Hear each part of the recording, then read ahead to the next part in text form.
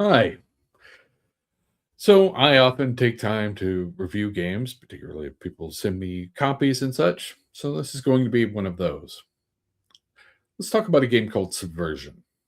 Subversion is a role playing game that seems to follow in the footsteps of some familiar games. And I'll go over that as I go along, but you'll see what I mean. Uh, it sort of charts its own path, though, and it's worth sort of talking about why it's different. Subversion is a cyberpunk flavored fantasy game. The world it describes is a magic world with creatures of myth and legend. There are gods, things that you would expect from more of a D&D style fantasy world in a lot of ways, but also layered in with high technology and a cybernetic aesthetic. And if that sounds familiar to you, there's probably a reason for that. The folks at Fragging Unicorn Games sent me a copy of the rule book and some of the follow-on books to give a look. They have a Kickstarter coming out at the end of March, and they wanted to get some word out, and I agreed to take a look at the game. Now, I should say up front, I was familiar with at least the voice of Fragging Unicorn Games, a fellow by the name of OC Opti Presley. Became aware of Opti because I'm a fan of Shadowrun, and Opti had a really successful Shadowrun in-world history podcast that I really enjoyed. He was also on several other Shadowrun podcasts. He actually helped develop products for Shadowrun for Catalyst Games. So he's very much embedded in that world and even managed to squeeze in the neo anarchists into Subversion. So you can sort of see the inspiration here, but it's not what you think. It would be understandable to think of Subversion as some sort of knockoff of Shadowrun. And it's not, though, because instead of being a knockoff version of Shadowrun, it ends up being sort of a reaction to it. So let's dig into the mechanics, because this is where you begin to see the sort of reaction and derivation, I think. The core mechanics of the game involve a roll and keep method. That means you have so many dice uh, based off of your skill levels mainly, and you keep three of them. So your range of numbers that you end up with the dice itself remains between 3 and 18, but you get a greater chance of getting higher numbers because you're rolling multiples and keeping the ones that fit the number. Then you add whatever bonuses you get from your attributes, and you try and hit a target number. It's a relatively simple system. It is not rolling a bucket of dice, which is what you would be doing in Shadowrun. It's fairly simple to pick up, fairly easy to work with, and this is the sort of core mechanical design here. Now, as far as the world, again, you see some similarities and how they differ. It shares the sort of magic plus technology vibe that you find in Shadowrun. But in this case, the setting is doing something different.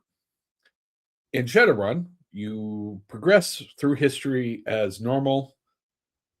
You know, everything is the same up until a certain point when magic re enters the world and cyber tech stuff starts happening and corporate decisions and so on.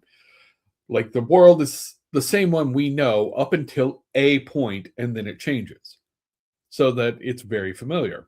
In Subversion, they start with a fantasy world. It is technically our world, but it's a world where Babylon had mastery of magic thousands of years ago, and ended up as the dominant culture as a result.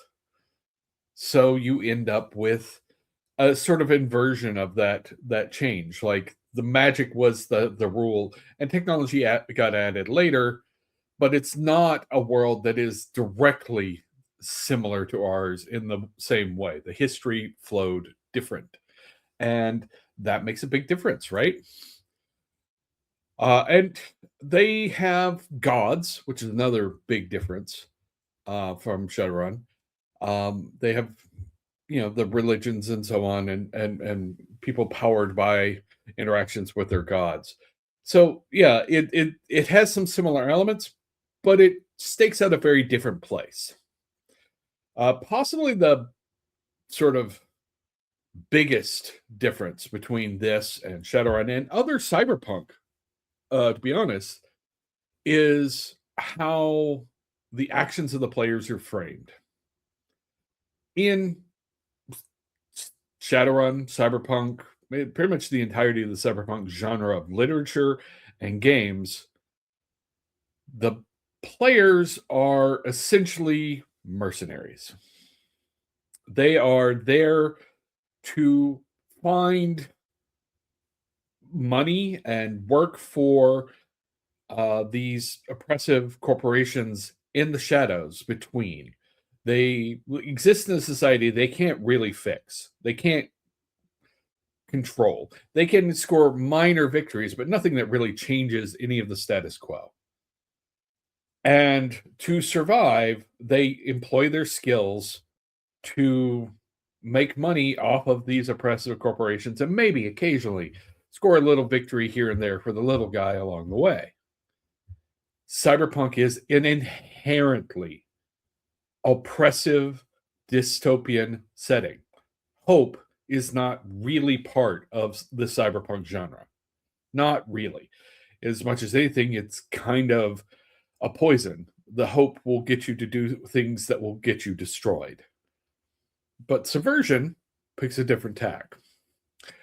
They frame the players and what they're doing as envoys, as diplomats, as people who serve the communities they are from. And the way it's set up is, as an envoy of that community, you sort of respond to the needs of that community. You contribute back to the community as you succeed at different missions and so on. And the community is better able to support you in what you're doing. It also means that you kind of have to follow what the community wants. If the community doesn't want you to pursue violent reprisals all over the place, you will get less support from them if you start doing that. So, Subversion, instead of being mercenaries, you're community activists. You are people trying to make the world better. And there is a sense that maybe something better can be done because you're working as community organizers instead of just mercenaries looking out for your own skin. I think this is a distinct separation from normal cyberpunk. While it carries the skin of cyberpunk, that's a sort of cybernetic elements, and there's some oppression in the setting, obviously. Powerful corporations and societal trends that keep people down. These communities need these envoys to help claw back some good for them.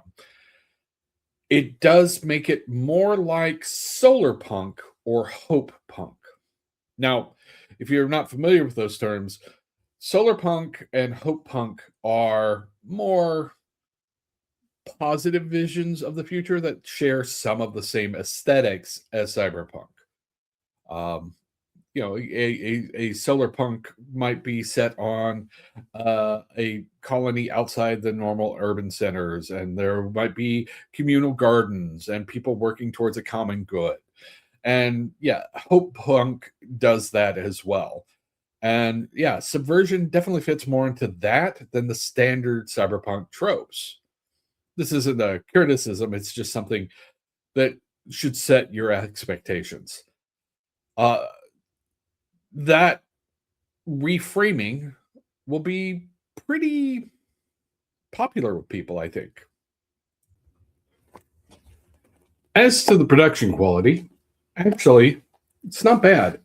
I think the artwork is solid. They did a really good job of sourcing some really good artists. I think the quality of the book from a printing standpoint is decent. I've certainly seen better, but I've seen worse. The binding is okay. I think there are a couple of points where the sort of choices on text design were not my favorite, but it's clearly laid out. It's easy to read for the most part. So, from a standpoint of a good, solid book, this one meets the criteria. It's a relatively easy to read and pretty, which are things that you want from a book, particularly a physical book. But I think the look and feel is solid, and it feels like you're getting something that's worth something. As far as should you get it? Well, I think there is a market for this. Um, I think whenever you're looking at getting a new role playing game, everybody's got to think about the money, right? We all have to think, can I afford a new game? And so I'm not going to say you absolutely must rush out. If you don't have the money to get it, don't. But if you've got the money to pick up a new role playing game and you like the aesthetics of cyberpunk, but maybe don't enjoy the tropes of cyberpunk, the sort of depressing air to cyberpunk games, this will be refreshing for you. This is it still has some of the elements of cyberpunk in the cultural side, but the player expectations are much more heroic, much more communal, and that's going to appeal to a lot of people. I've known people who thought cyberpunk sounded great, thought Shadowrun sounded great, but they didn't like the actual stories. The most popular cyberpunk video game, pretty much ever, has been Cyberpunk 2077. It's a great game. It's brilliant, beautifully realized, and bleak. It's a deeply bleak game. I won't spoil anything, but no victory feels clean, and there is no really good ending because that's cyberpunk. That is the tradition of the genre that exists. And this game sort of gets rid of there are no good endings. You can be a hero. It doesn't say, you can overthrow the whole system, but you can score some wins by being a strong member of your community. And right now, that theme is pretty damn appealing. It takes the aesthetics of cyberpunk and puts it in a different kind of context. I think a lot of people are going to like that. As I mentioned earlier on, there is an upcoming uh, Kickstarter at the end of March that you may want to check out as they expand out the game's line with episodes. I think they call them episodes instead of adventures and other supplemental material. But yeah, I think a lot of people are going to like it. It's not going to be everybody's cup of tea any more than any game is everybody's cup of tea. But I think a lot of people who were frustrated with Shadowrun, with Cyberpunk, and its sort of downer tone and what the expectation of the players have are going to find a really nice change with this. So yeah, if you're looking for a cyberpunk game that is less depressing and less mercenary and maybe just a touch less dystopian, this game might be the game for you. And right now, given the atmosphere of the world, I can sort of see the appeal of having something a little less dystopian in your playtime. But that's my thoughts on Subversion. Uh, Dragon Unicorn Games put it out, and it's a good game. I really do think it's a good game. But have a good one.